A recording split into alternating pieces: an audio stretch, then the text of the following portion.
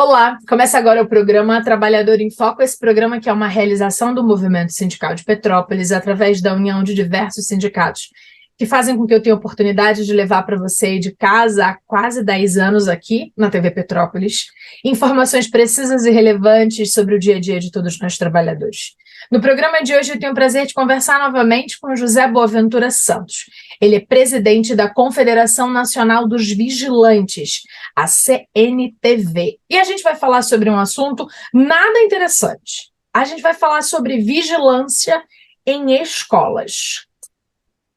Boaventura, é um imenso prazer falar com você mais uma vez. Obrigada por disponibilizar seu tempo conosco aqui de Petrópolis e para toda a nossa audiência. Vamos conversar sobre esse assunto razoavelmente espinhoso? Com certeza. Bom dia para você, para todas e todos. Cumprimentar o companheiro Linhares e toda a diretoria aí do Sindicato dos Vigilantes de Petrópolis e a todo o movimento sindical. Essa iniciativa, esse programa Trabalhador em Foco de Petrópolis, com certeza é excedente, é uma lição muito importante para todo o movimento, é um exemplo para todo o movimento sindical brasileiro. E nós estamos aqui para contribuir nas reflexões, no aprendizado. Eu vou te falar, Boaventura, que eu tenho um orgulho danado de estar aqui há quase 10 anos. E, assim, me arrepio em dizer que é uma das coisas, profissionalmente falando, que hoje eu tenho mais prazer em fazer. Mas vamos lá. Antes da gente aprofundar o tema vigilância nas escolas, eu queria que, para quem não conhece, você explicasse brevemente, assim, o que que é a CNTV, de que forma que vocês trabalham, há quanto tempo existe, e há quanto tempo atua nesse enfrentamento da questão dos vigilantes. Vamos lá, Carla. A CNTV é uma confederação nacional que agrega sindicatos e federações de vigilantes. É fundada em 1992, só que a nossa atuação antecede a data da fundação. É fato que nós estamos tratando as questões dos trabalhadores da nossa categoria a nível nacional, desde os idos dos anos 81, 82, 83, quando ainda não tínhamos uma profissão reconhecida. A profissão só foi reconhecida em 83, com a nossa participação no Congresso Nacional na definição da lei, e a partir daí todos os atos, todos os momentos de interesse da categoria, tanto no legislativo como no executivo ou mesmo no judiciário, nós estávamos presentes. Em princípio, juntando o sindicato através de comissões, de grupos nacionais, e depois através da Confederação Nacional dos Vigilantes.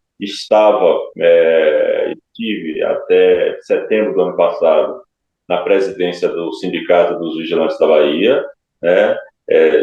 Fizemos uma transição. Eu estou aqui hoje na sede do sindicato, mas cuido nesse momento somente da Confederação Nacional dos Vigilantes, e tenho a honra e a satisfação de ter o companheiro Adriano Linhares como parceiro na direção da Confederação Nacional, com sede em Brasília. Perfeito. Toda essa sua experiência faz com que a próxima pergunta seja muito fácil de você responder para mim. Quando a gente entende o trabalhador vigilante, em que segmentos, em que lugares esse trabalhador pode vir a trabalhar? Porque aí depois a gente vai chegar nessa questão da escola. Onde esse trabalhador está inserido no dia a dia do mercado de trabalho? Nós vamos falar um pouco da lei e do seu período, do seu contexto, porque esse ano a lei que criou a atividade de segurança, que regulamentou a atividade de segurança, os profissionais de segurança, está fazendo 40 anos, em 1983. Essa lei 7.102, ela foi pensada, ela foi sancionada fundamentalmente para cuidar da segurança bancária. Nos idos dos anos 70, durante a ditadura militar, havia muitos ataques a bancos. Portanto, o interesse do governo militar naquela época, o interesse do setor financeiro era proteger os bancos. Interessante.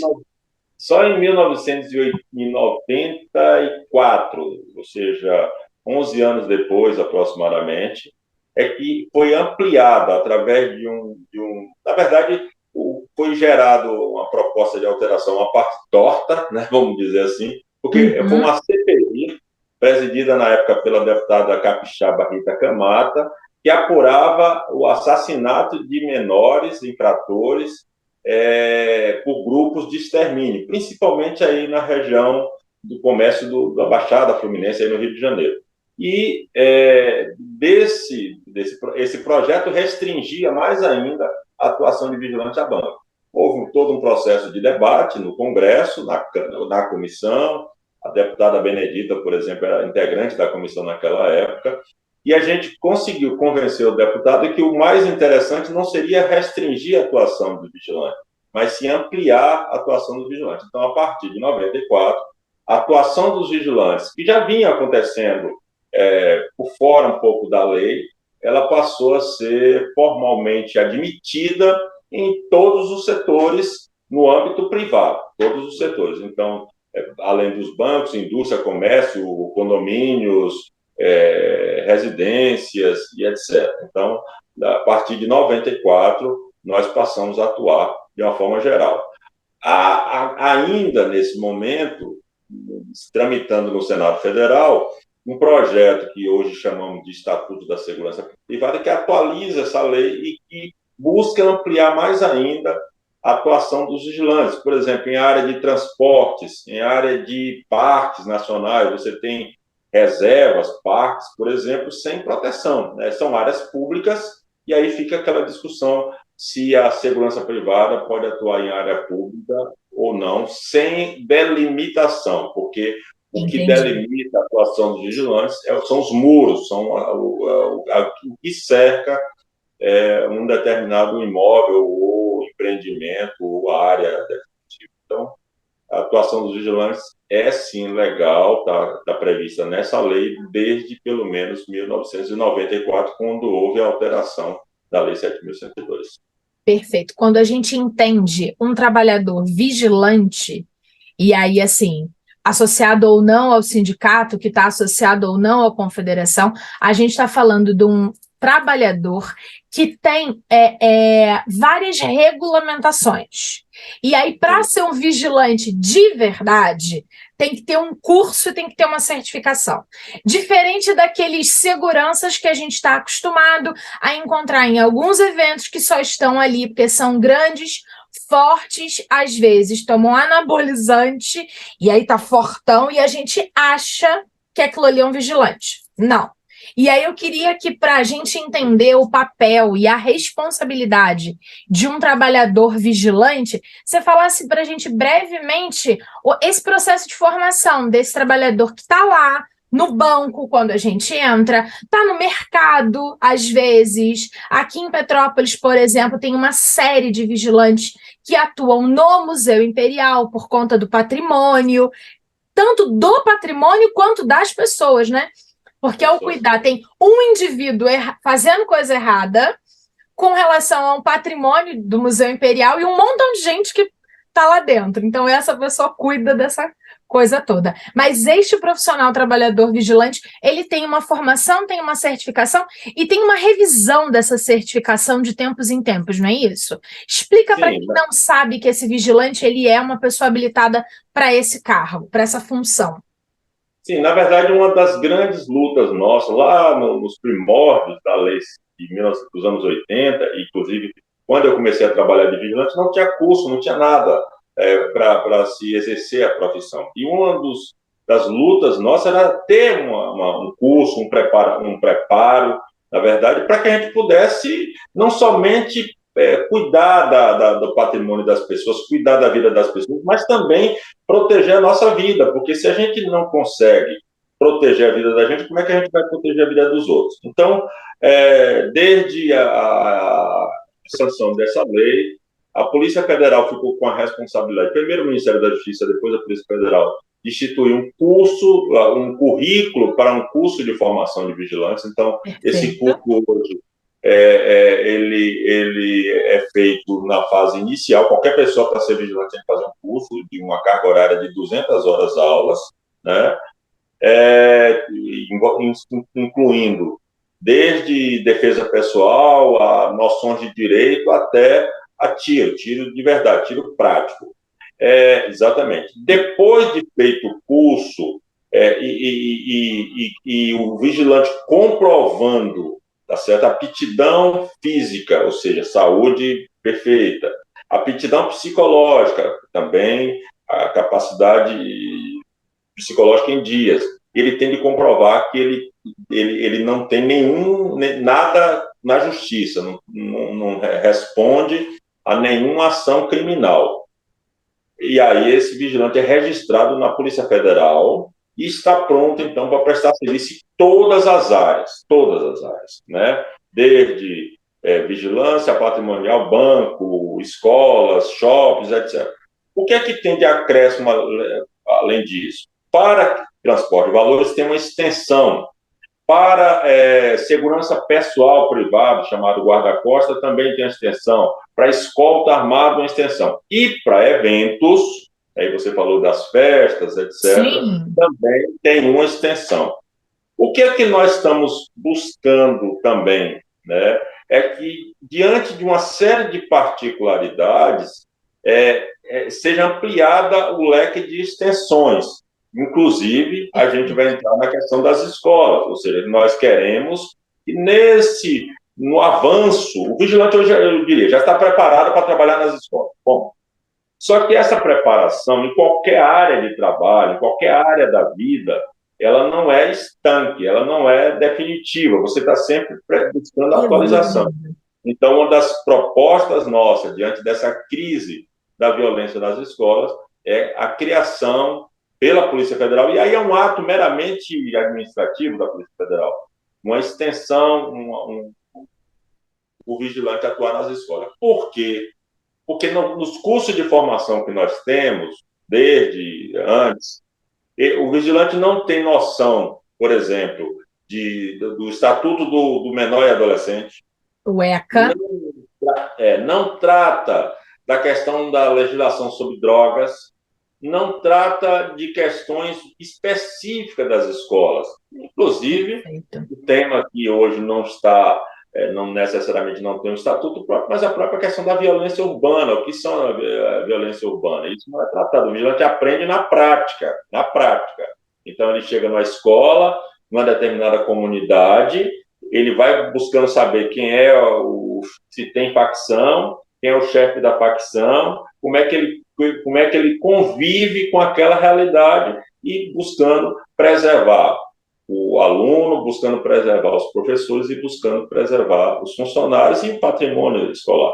Portanto, eu diria que o vigilante tem que atender esses requisitos, registro na Polícia Federal, sem isso ele não faz, ele não trabalha. A cada inclusive assim.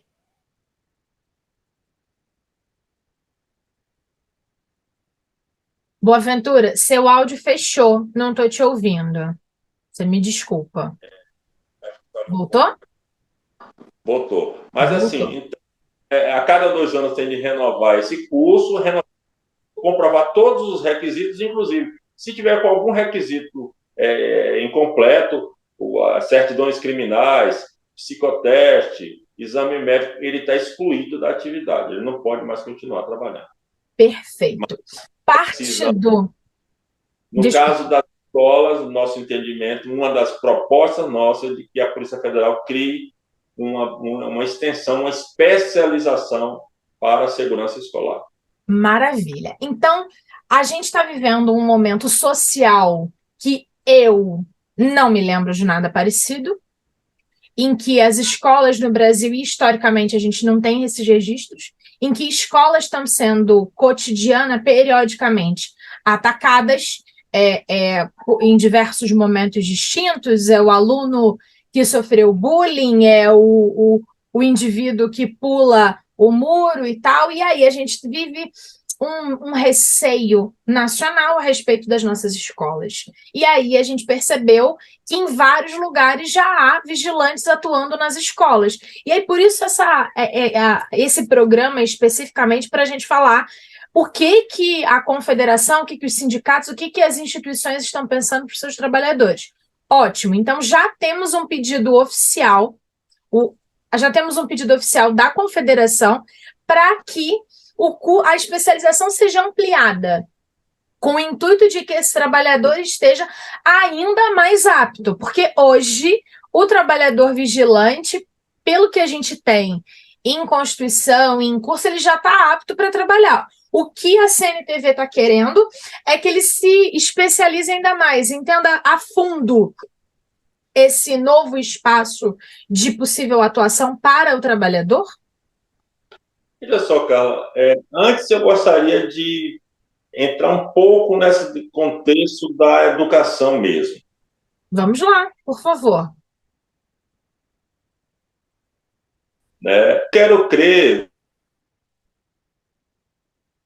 que eu tenho um pouco nesse contexto da educação antes, porque eu quero crer que a segurança deve ser, tudo na escola deve ser parte do processo formativo, né? A Concordo. segurança, claro, de que a alimentação é parte do processo formativo, tudo é parte, a estrutura é parte do processo formativo. Não pode estar dissociada, né? O vigilante não pode estar lá sem entender, tá certo, que uma atitude dele ou uma ação de segurança ou coisa parecida não permita, não funcione como parte do processo formativo daquela criança, daquele adolescente. Só que a gente avalia que há um descolamento, ainda há um descolamento entre a realidade vivida nas ruas, nas famílias, e o ambiente escolar. Questão de bullying, essa questão da violência de gangues, essa questão do estímulo à violência, ela ainda não está dialogando de uma forma adequada com o ambiente escolar.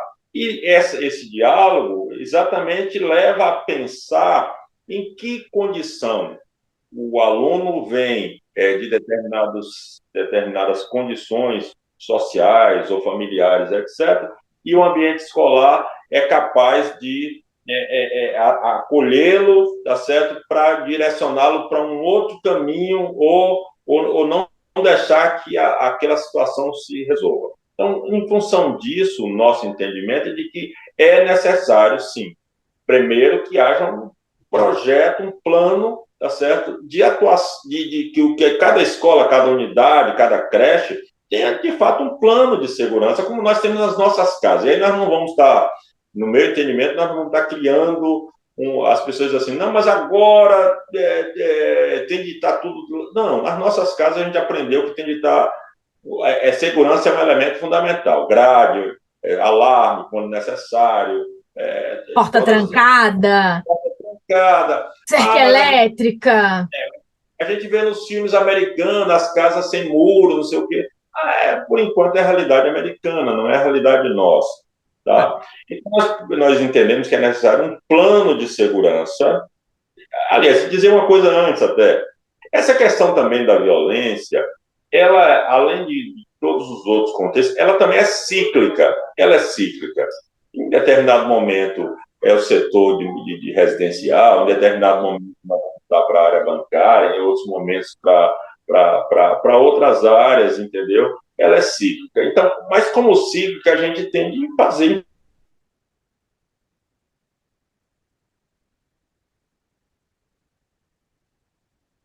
Portanto, a gente propõe um plano, né, que envolva vigilantes, que envolva a melhoria da qualificação desses vigilantes, que envolva a instalação de detectores de metais, portal detector de metal, não é o detector de metal manual, porque alguns elementos causam constrangimento ou causam determinados estresse além do necessário. Né?